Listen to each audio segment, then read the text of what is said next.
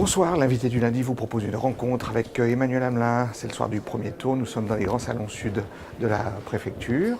Emmanuel Hamelin, bonsoir. Bonsoir Daniel Alors, Dubois. quel est votre sentiment ce soir sur ce résultat d'élection? On a quand même quelques éléments de satisfaction. Le premier, c'est que le 6e arrondissement est acquis dès le premier tour. Dès le premier tour. Je rappelle qu'en 2008, on n'avait gagné aucun au premier tour. Oui. Et puis surtout, Gérard Collomb, qui avait gagné 6 arrondissements au premier tour, n'en gagne aucun. Aucun. Donc en réalité, Gérard Collomb est lourdement sanctionné dans cette élection. Vous dites lourdement sanctionné? Oui, parce qu'il ne passe aucun arrondissement au premier tour, y compris le 9e sur lequel il comptait beaucoup. Il avait annoncé d'ailleurs à plusieurs reprises qu'il allait gagner au premier tour cette élection. Oui. Eh ben, dans aucun arrondissement, il gagne au premier tour. Donc ça, c'est quand même la première leçon qui montre que les Lyonnais, les Lyonnaises et les Lyonnais ont sanctionné Gérard Collomb sur son territoire. C'est la sanction du national, ça, ou c'est la sanction de... Les deux. Les Les deux. deux, probablement. Oui. On le voit bien, certains ont sanctionné Gérard Collomb par rapport à son programme local, avec toutes les imperfections dont on a pu parler pendant le cadre de la campagne. Et puis, il est le représentant du Parti Socialiste, même s'il s'en cache. Ouais. Et donc, le Parti Socialiste a été lourdement sanctionné au niveau national, dans bien des villes. Donc, évidemment, Lyon n'échappe pas à la règle et Gérard Collomb a été sanctionné. Il y a une deuxième observation qui est importante. Pardon, c'est le score du Front National, quand même, à Lyon, qui peut se maintenir dans 6 arrondissements, ce qui est historique. Et donc, évidemment, ça va avoir une incidence sur les résultats. sur le vote du deuxième tour. Donc, Michel Avart a fait un appel à toutes les Lyonnaises et tous les Lyonnais et tous les abstentionnistes qui, par leur vote, ont exprimé une volonté de changement, eh bien, à se ranger derrière la candidature de Michel Avart et de ses têtes de liste, parce que c'est le seul aujourd'hui qui est en possibilité d'incarner ce changement dès la semaine prochaine à Lyon. Bien sûr.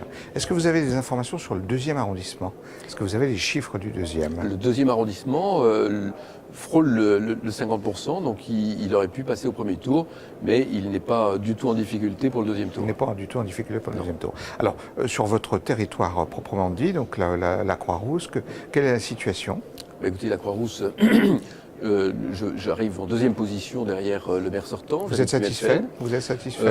On aurait préféré être devant, bien évidemment, mais on se retrouve quand même aujourd'hui dans une situation unique pour ce qui est de cet arrondissement, puisque 4 listes peuvent se maintenir au deuxième tour. Donc on est dans une quadrangulaire. Quadrangulaire. Et que si cette quadrangulaire ne devait pas se faire, ça veut dire que David Kimmelfeld, donc Gérard Collomb, va devoir négocier avec les Verts et l'extrême gauche.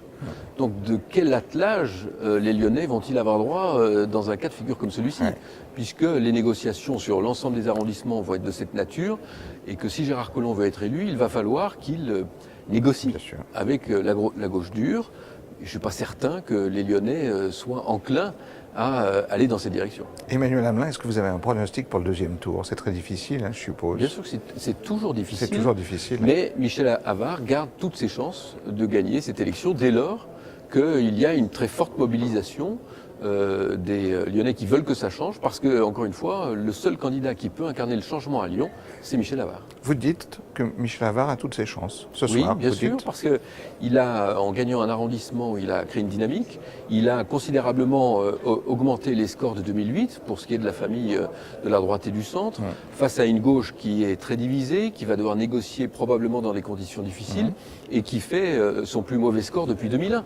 Donc évidemment, c'est beaucoup d'éléments qui justifient que, sans être complètement béat, nous avons une certaine confiance en les Lyonnais qui peuvent s'exprimer à partir de la semaine prochaine pour faire changer les choses. Emmanuel Hamelin, merci d'avoir répondu à toutes nos questions. L'invité du lundi se termine. La semaine prochaine, nous aurons un autre invité.